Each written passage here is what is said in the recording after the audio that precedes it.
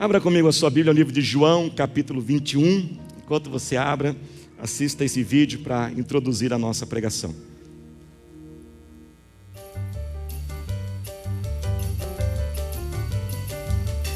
E aí, como foi o trabalho hoje? Correria? Muita coisa pra resolver? E aí, como foi o trabalho hoje? Correria? Hoje foi estressante. Olha, hoje foi estressante. Pra desestressar, tem demais. um macarrãozinho de carne moída. Pra desestressar, tem um macarrãozinho de carne moída. Favorito, melhor né? do mundo. E não podia faltar o bem. Favorito, né? Nossa, faz tempo que você não faz isso aqui também, né? Nossa, faz tempo que você não faz. Nossa, o melhor do mundo. Saboroso. Nosso favorito. É, né? Viu? Tempero novo? Não? Mesmo sempre. É. Não, aqui. Não, peraí. Coisa minha. Um trabalho. Você acha que é correria por conta das outras férias ou você acha que vai ser assim até o fim do ano? Viu? Peraí. Você não esqueceu de colocar sal, não? Imagina, eu nunca me esqueço de colocar sal, é a coisa que você mais gosta, eu nunca me esquecer. Não. Nunca. Não, exatamente, né? Não pode faltar sal aqui, né? Claro. Que é o meu macarrão favorito, vai estar faltando sal, né? Não tá, né? Não, tá com sal, com certeza. Tá com um gostinho diferente. Aí, ó.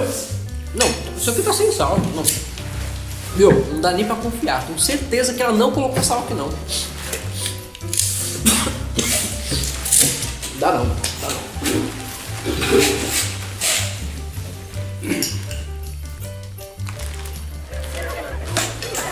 E aí, você vai comprar a pizza da Mansai? Ah, acho que eu vou sim. Oi, Caio. Oi. Ih, você viu a sua amiga ali, ó? Nem falou com ele de novo pra ela ser. Eu acho que ela não quer mais ser sua amiga, não, hein? Ah, será? Você viu minha mensagem? Não, eu não vi. Olha lá, viu? Não viu mensagem, não responde seu story. Eu acho que ela não gosta de você, não. Né? Faz 30 minutos que ela não me responde. Tá muito ser bastante coisa, né?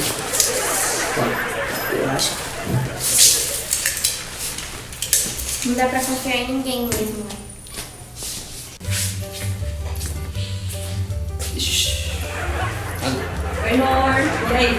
Vai jogar bola, né? Olha, eu até ia, né? Mas parece que a camiseta tá fedida. Como assim, fedida? Eu lavei ontem essa camiseta. Tá. Lavou? Lavei com certeza. Cheira. Imagina, tá cheirosinha. Como assim? Fala que eu não Cheirosinha. Ó a cor que ela tá aqui, ó. Não.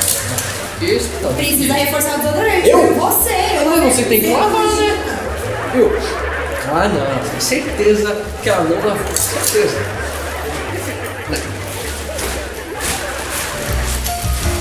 Você pode aplaudir Jesus por eles. Quem aqui pode com sinceridade dizer que você é uma pessoa desconfiada? Pode ser sincero aí, cadê os desconfiados? E é sobre isso que nós vamos falar hoje. Pai, fala conosco através da Tua palavra, não aquilo que nós gostaríamos de ouvir, mas o que precisamos, e repreendemos toda obra maligna contra a palavra de Deus, em nome de Jesus. Esse mês, irmãos, setembro, estamos falando essa série de mensagens, vamos aprofundarmos alguns temas. Não dê espaço. E hoje, Deus quer falar conosco sobre desconfiança, de nós não darmos espaço para a desconfiança. Leia comigo o que diz João 21, 17. Pela terceira vez ele lhe disse, Jesus diz a Simão Pedro: Simão, filho de João, você me ama? Pedro ficou magoado por Jesus ter lhe perguntado pela terceira vez: você me ama? E ele lhe disse: Senhor, tu sabes todas as coisas e sabe que te amo. Disse-lhe Jesus: cuide das minhas ovelhas. Irmãos, a confiança, ela é a base de todos os relacionamentos. A confiança, ela nos une.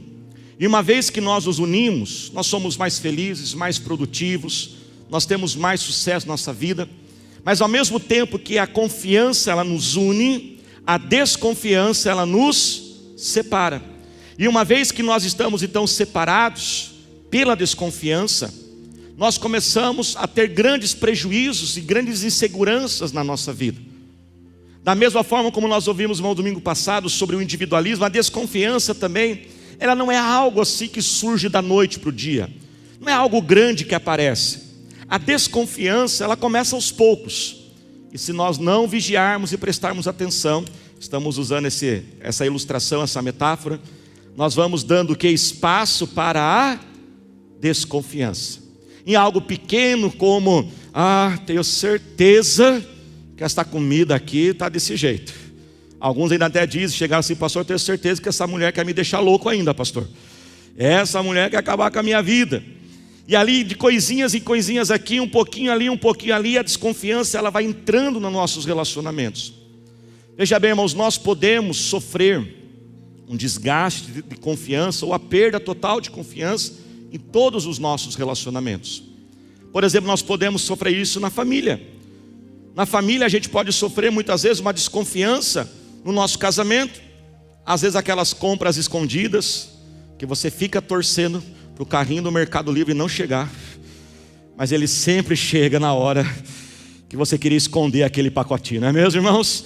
Né? Aí se vocês soubessem que eu vejo aqui de cima, já sei quem está comprando escondido no Mercado Livre aí, né? Às vezes até coisas mais sérias, como uma infidelidade conjugal. Às vezes sofremos, irmãos, desconfiança e sofremos entre pais e filhos. Filhos que namoram escondido, filhos que fazem coisa lá naquele celular, naquele quarto com a porta fechada, que só Deus sabe o que eles fazem, porque dos olhos do Senhor nada passa desapercebido. Filhos que desconfiam dos seus pais, que não têm confiança nos seus pais. Quantos filhos, irmãos, eles se tornam pessoas inseguras, porque eles crescem em lares, em famílias que os seus pais são ausentes demais. E um pai, irmãos, presente, ele forma um indivíduo mais confiante, mais seguro de si mesmo. Quem está entendendo, diga amém. A desconfiança nas amizades. Você compartilha um segredo para o seu amigo, e quando você fica sabendo, está todo mundo já falando do seu segredo. Vazou aquilo. Não se esqueça, todo próximo tem um próximo. E antes de você compartilhar algo com alguém, confere se o pecado daquela pessoa não é o pecado da fofoca, porque vai que justo o pecado dela é a fofoca, né, irmãos? Às vezes a desconfiança em locais de trabalho. Quantos locais de trabalho estão deixando de produzir, crescer, porque chefes inseguros que não confiam nos seus funcionários, funcionários que não confiam nos seus chefes. Numa equipe de esportes tem que ter confiança, tudo tem confiança. Nós estamos aí às vésperas de uma Copa do Mundo e estamos discutindo a seleção que o Tite vai convocar. E muitos falam assim, por que não convoca aquele jogador? Ele é muito bom tecnicamente, mas o que acontece? Quando um técnico de uma seleção ele vai convocar alguém, ele não olha somente os aspectos técnicos, ele também tem que analisar se ele tem confiança naquele jogador. Às vezes um outro jogador é muito bom, mas o técnico não confia nele. Será que ele vai realmente levar a sério? Se ele vai comparecer aos treinos? Então a confiança, irmãos, ela é a base dos nossos relacionamentos, e nós podemos ter essa confiança desgastada. Só que nós temos que entendermos que a consequência da desconfiança, ela é muito penosa. Faça assim com as suas duas mãos e diga assim comigo: a desconfiança gera insegurança. Diga mais forte: a insegurança gera prejuízos. Vamos fazer mais uma vez, diga comigo: a desconfiança gera insegurança, e a insegurança gera prejuízos. Quem aqui gosta, irmãos, de montanha-russa? Quem gosta de montanha-russa? Eu adoro montanha-russa, e é um dos meus sonhos de vida conhecer as maiores montanha-russas do mundo. Eu entro lá e falo as 20 maiores montanha-russas do mundo, e eu falo, um dia eu vou. E quando eu vou para um lugar, irmãos, o primeiro lugar que eu pesquiso, quais são as montanhas-russas que tem lá, né? Montanha-russa. E eu amo isso. Agora, irmãos, quantos de nós aqui vai na montanha-russa? Na hora que senta na cadeirinha, você não confia nos mecanismos de segurança. Aí o que você faz? Você já agarra aqui, você fica aqui. E aí você está com medo, que já ficou inseguro. Desconfiança gera insegurança. Aí você vai com o olho fechado. E aí você tem, irmãos, um grande prejuízo. Aí você saiu da onde você estava, você pegou fila de 2 horas, você foi no brinquedo de olho fechado. O legal é ir com o braço levantado. Uau, isso que é o legal do negócio. Quer ver? Quer ver? Quem aqui não consegue dormir com as luzes apagadas? Tem que ter pelo menos uma luzinha acesa. Levanta a mão. Por que você ainda dorme com a luz acesa? Você acha que vai aparecer um monstro à noite? Mas por que você faz isso? Você desconfia, não, vai aparecer um monstro, né? Estou brincando, mas alguns é outras coisas. Mas não vai aparecer um monstro. Aí você fica desconfiado, você fica inseguro, porque vai aparecer um monstro. Aí você dorme com a luz acesa. O que acontece? Você tem um baita de um prejuízo financeiro. Você gasta um dinheiro que você não podia ter gastado com aquela noite, a noite inteira acesa. Mas acontece com muitas moças. Quantas moças têm o sonho de ter uma família, formar uma casa, mas não conseguem confiar. Às vezes teve traumas na infância, situações, passou por frustrações, traições, e até hoje você não consegue se entregar num relacionamento. Às vezes começa a namorar, quando o namoro começa a se aprofundar, e aí você percebe que você vai ter que se entregar realmente, confiar naquela pessoa, você se retrai. Está deixando de formar uma família. Nossa igreja, irmãos, pastora Thalita, anos atrás, e eu, quando nós começamos o pastoreio da igreja, nós tivemos que tomar uma decisão de confiança. Ou nós faríamos tudo sozinhos, ou nós iríamos incentivar as pessoas a servir na obra, treiná-las. E a nossa igreja só é o que é porque existe confiança. Eu sei que alguns já vão dizer e vão citar: pastor, mas a Bíblia não diz que maldito é o homem que confia no homem? Sabe, irmãos, o que esse versículo significa? Quando a Bíblia fala que maldito é o homem que confia no homem, está falando de você que você vai ser prejudicado se você colocar a esperança da sua vida em uma pessoa. Isso realmente nós não podemos fazer. Você não pode colocar a esperança da sua vida em uma pessoa, a esperança num trabalho, a esperança numa empresa, a esperança numa faculdade. Ah, se eu não passar neste emprego, a minha vida acabou. Se eu não fechar esse contrato, a minha vida acabou. Ah, se essa pessoa for embora da minha vida, a minha vida acabou. Porque a esperança da sua vida não são pessoas, não são coisas. A esperança da nossa vida é o Senhor Jesus. E Ele é que tem os planos para nós. E vai acontecer o que Ele diz. Ele é a nossa esperança. Mas confiar no sentido de trabalhar junto, de cooperar, de se relacionar é necessário.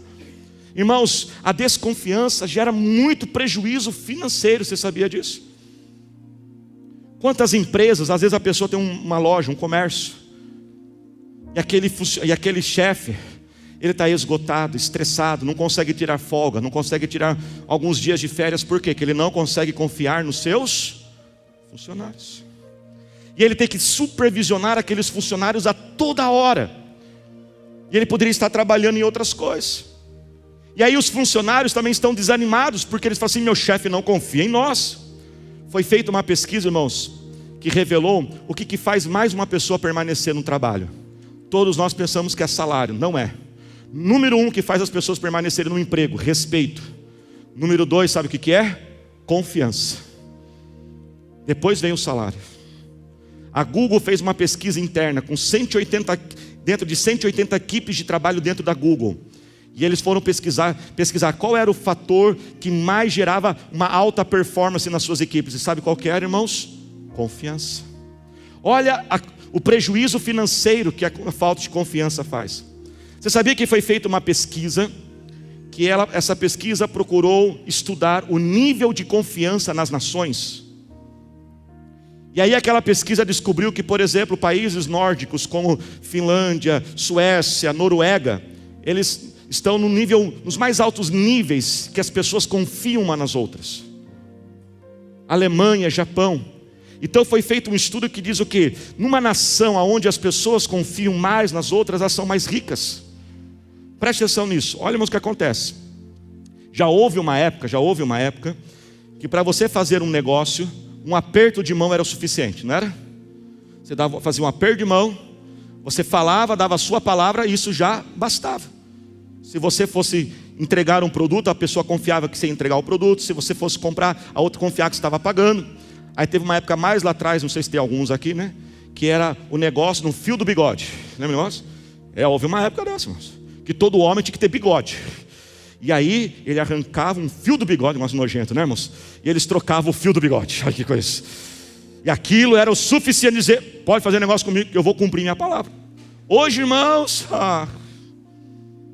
qualquer negócio, o mais simples que você for fazer, ele tem que ter no mínimo 4 assinaturas com reconhecimento de firma. O contrato mais simples são menos 4 assinaturas, que são 2 pessoas. A minha assinatura, a sua assinatura, dá 4.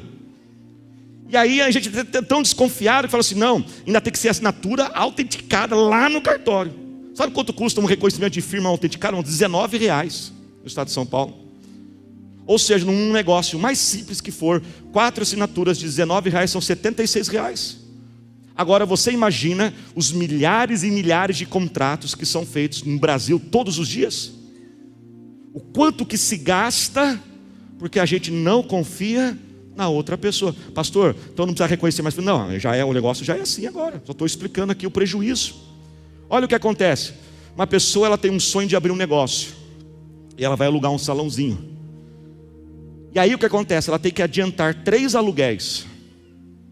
Porque quem está locando, o locador, não confia que a outra vai pagar. E aí aqueles 3 aluguéis, quem está alugando poderia investir no próprio salão.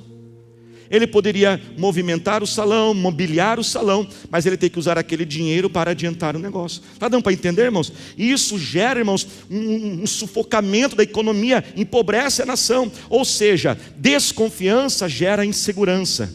Insegurança gera o quê? Prejuízo. E eu pergunto a você, o que será que a desconfiança está fazendo você perder? O que a desconfiança tem gerado de prejuízo na sua vida? Talvez alguns aqui estão tendo prejuízos nos seus casamentos. O romantismo, o amor se foi, porque você não consegue mais confiar naquela pessoa. E como nós brincamos aqui, uma simples comida estranha, eu acho que está tentando me envenenar. Um simples surto, um dia essa mulher vai me fazer de louco ainda. E a gente não consegue mais o confiar, e aquela casa fica um clima pesado. Filhos que estão deixando de viver sonhos, porque que pai pode investir num filho que não confia nele? Minha filha está estudando fora, meu filho vai amanhã, e eu falo constantemente para eles o que o meu pai falou para mim. Quando com 18 anos de idade eu fui morar fora e morei 3 anos fora do Brasil. Meu pai falou assim: enquanto eu puder confiar em você, eu invisto em você. E eu digo a mesma coisa para eles. Enquanto eu puder confiar, o cartão de crédito adicional fica aí. Mas na hora que eu não puder confiar mais, na hora que você não me contar mais as coisas, na hora que você fizer o que não é certo, a torneirinha fecha e o cartão adicional volta. E você também. Filhos estão deixando de ter investimento de seus pais. Quantas pessoas estão deixando de viver grandes sonhos e projetos na sua vida? Negócios que estão deixando de ser expandidos e crescidos e crescendo porque chefes são inseguros. Talvez alguns aqui foram tão traídos, machucados, que talvez até adotaram um lema na sua vida. Muitos aqui têm falado isso e se tornou um lema na sua vida: eu não confio mais em ninguém. Mas nós temos que entender, irmãos, que isso não é sábio. E eu quero falar sobre um dia que Deus precisou trabalhar isso na minha vida. Eu estava passando por um problema e eu precisava resolver este problema, e aquilo estava me sufocando. E eu comecei a buscar a Deus e falei: Deus, por que não consigo resolver este problema? E Deus falou assim: você não está obedecendo a minha palavra. Eu falei: Deus, o que está acontecendo? Ele falou assim: a minha palavra diz: está alguém entre vós doentes, precisando de oração, chame e ore. Só que eu precisaria desabafar. E eu falei: Deus, eu não consigo desabafar. Eu precisei buscar a Deus a força para isso. Muitos de nós aqui estamos a ponto de explodir. E você diz: não tem ninguém para eu desabafar, não tem ninguém para eu conversar. Deixa eu fazer uma pergunta com muito carinho: será que não tem ninguém mesmo? Ou você não confia em ninguém, ao ponto de abrir algo do seu interior? E graças a Deus eu orei, busquei a Deus, Deus preparou pessoas, Deus me deu a coragem. Sabe, irmãos, Deus tem sonhos para a sua vida. Eu vou repetir: Deus tem sonhos para a sua vida. Deus tem projetos grandes na sua vida, mas que não estão acontecendo porque você não está confiando em ninguém. Esses projetos e sonhos são tão grandes, que para você viver esses projetos, você precisa de confiar numa outra pessoa. Por isso que eu creio que esta noite é uma noite de restauração em nossos lares, uma noite de restauração nas nossas vidas, de libertação do Senhor, para vivermos aquilo que Deus tem para nós. Se coloque de pé glorificando a Jesus. E alguns passos para a gente recuperar a nossa confiança. Primeiro, nós temos, irmãos, que todos assumir a responsabilidade. É a responsabilidade de todos nós buscarmos e restaurarmos a confiança. Nesse texto que nós lemos, deixa eu só dar o contexto dele. Nesse texto, Pedro havia falhado com Jesus. Lembra que Pedro negou Jesus? Mas Jesus vai atrás de Pedro. Pedro permite que Jesus trabalhe o seu coração. Assuma a responsabilidade. Se talvez há traumas em seu interior, busque a cura da sua alma, busque pessoas. Se você percebe que tem gente que não confia em você, o teu chefe não confia mais em você, a tua esposa não confia mais em você, seus pais não confiam mais em você, se você percebe que os seus filhos não confiam em você, vá atrás disso e assuma a responsabilidade. Segundo, irmãos, para que nós possamos restaurar a confiança, nós temos que caminhar na verdade, sempre. A verdade é o fundamento da confiança. Não tem confiança aonde não tem verdade. Não tem confiança aonde tem segredos ou verdades encobertas, irmãos. Veja bem, olha o que Jesus fez. Jesus por 3 vezes perguntou para Pedro: Pedro, você me ama? Você me ama? Você me ama, Pedro? Jesus estava tentando tirar a verdade de Pedro. Existe um detalhe nessa história, presta atenção, existe um detalhe nessa história. A palavra amar no grego, existem vários tipos de palavra amar. Nós poderíamos traduzir dessa seguinte forma, eu vou simplificar aqui. Jesus chega para Pedro e fala assim: Pedro, você me ama? Pedro responde assim: Jesus, eu gosto. Jesus pergunta a segunda vez: Pedro, você me ama? Jesus, eu só gosto do Senhor. Na terceira vez, por isso que o texto diz que Pedro ficou chateado na terceira vez. Na terceira vez, lá no original do grego, Jesus troca a palavra e diz: Pedro, vamos ser sinceros, verdade aqui, Pedro, você só gosta de mim, né? E Jesus, então Pedro responde: Jesus, o Senhor sabe todas as coisas, o Senhor sabe que eu só gosto mesmo. Não tem como nos ter confiança aonde não tem verdade. Por mais duro que seja, mais sério que seja, difícil que seja, caminhe na verdade. Existe um jurado dos programas americanos, ingleses, chamado Simon Cowell. Você já viu? Fator X Factor, essas coisas americanas. Por que quando ele avalia um candidato, a opinião dele é mais valorizada do que os outros? Porque ele é verdadeiro. Quando um candidato vai mal, os outros ficam assim: ah, olha, não foi muito bem. Mas quando um candidato vai mal, ele fala assim: foi mal. Quando ele diz foi bem, todo mundo leva a sério. Por quê? Porque confia na opinião dele, porque ele é verdadeiro. Caminhe na verdade. Maridos, caminhe na verdade. Às vezes, há maridos que falham na infidelidade conjugal. Muitas vezes eles me procuram e falam assim: pastor, eu traí minha esposa.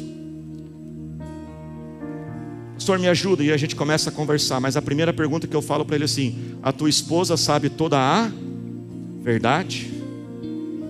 Quando eles falam assim: então, pastor, meu filho, eu vou orar por você aqui, mas enquanto você não voltar e falar toda a verdade, não esconda nada, fale tudo, não haverá restauração. Caminhe na verdade, por mais difícil que seja. Terceiro, faça movimentos de confiança. O que é movimentos de confiança? São pequenas atitudes, irmãos, que a gente tem que ter para mostrar confiança nas pessoas. Jesus fez isso com Pedro, chamou ele, fez uma comida para eles: ó, Pedro, estou aqui, estou dando uma chance para você. Pequenos movimentos. Comunique frequentemente aonde você está, com quem você está, que horário, ó, estou saindo daqui. Por que isso é importante? Ah, pastor, tem que falar. Tem que falar para o pai, tem que falar para a mãe, tem que falar para o esposo. Mas tem que falar, por quê? Você tem uma responsabilidade de gerar confiança. Eu quero que saiba onde eu estou. Eu não tenho o que esconder, eu quero que saiba. Não faça compras escondidas, movimentações sem os outros saberem. Não tome decisões importantes sem consultar teus pais, teu cônjuge, teu chefe, teu líder. Eu sou um líder, irmãos, e sou um chefe. Toda vez que alguém chega para mim e fala assim: pastor, eu estou querendo fazer isso, qual é a tua opinião? Eu falo assim: eu posso confiar nessa pessoa. Eu posso confiar porque eu tenho certeza que ela não vai fazer uma loucura sem falar. Ela não é uma pessoa doida que vai fazer um negócio aí, eu não vou ficar sabendo. Eu posso confiar nela. Estabeleça, irmãos, alguns limites nos seus pensamentos. Estabeleça limites. E fala assim: olha, não vou atravessar esses limites. Sabe a pista, não tem aqueles guarda-reios? Você tem a pista, 1, 2, 3, 4 pistas, não tem? Você tem várias pistas, mas tem um guarda-reio. O que é o guarda-reio? É o limite. E às vezes a gente pode, não, eu vou suspeitar um pouco aqui, tal, ali, tal, mas daqui para lá eu não passo. Eu não vou suspeitar este mal. Eu não vou desconfiar disso. Eu ponho o que? Um limite. Como pastor, irmãos, eu sei que eu estou pregando. Graças a Deus, a maioria, louva a Deus, a maioria é fiel, é leal e grato. Mas como pastor, irmãos, sofro ingratidão, deslealdade, falsidade. Graças a Deus é a minoria, mas eu sofro. Mas eu preciso pôr um limite na minha mente e dizer, não é porque aquelas pessoas falharam comigo que eu não vou mais confiar naqueles que estão hoje comigo. Ponha limites no teu pensamento. E por último, presta atenção nisso, dê mais uma chance. Dê um voto de confiança. Jesus chegou para Pedro, falou: Pedro, eu sei que você só gosta. Pedro, você quebrou minha confiança, mas apacenta as minhas ovelhas. Eu vou confiar as minhas ovelhas para você, Pedro. Eu sei que, irmãos, que existem certas situações que não dá para você simplesmente voltar a dar confiança assim. Tem que refletir, tem que pensar, né? Alguém roubou você, você tem que analisar, não vai roubar de novo. Tem que pensar, tem que conferir se a pessoa se arrependeu.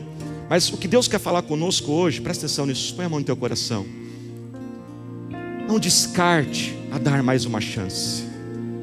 Não descarte a dar mais um voto de confiança. Porque assim como Jesus, ele confiou de novo em Pedro, aquele que havia o negado e falhado com ele.